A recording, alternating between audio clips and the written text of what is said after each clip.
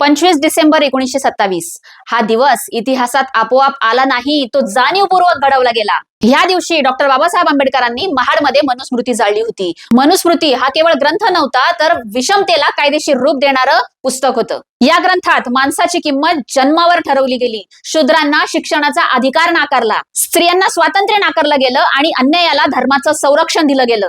बाबासाहेब म्हणाले होते, मनुस्मृती हा ग्रंथ मानवतेच्या विरोधात आहे, जो माणसाला माणूस मानत नाही। म्हणूनच मनुस्मृती दहन हे भावनेतून नव्हतं, तर विचारातून घेतलेलं ठाम पाऊल होतं। या दहनातून बाबासाहेबांनी समाजाला न्यायाचा मार्ग दाखवला, समानतेचा विचार दिला आणि माणूस म्हणून जगण्याचा अधिकार ठाम केला। याच विचारातून पुढे स्वातंत्र्य, समता, बंधुता आणि संविधानाचा पाया रचला गेला। म्हणूनच मनुस्मृती दहन म्हणजे विध्वंस नाही, तर तो अन्यायाविरुद्ध उभं राहण्याचा इतिहास आहे।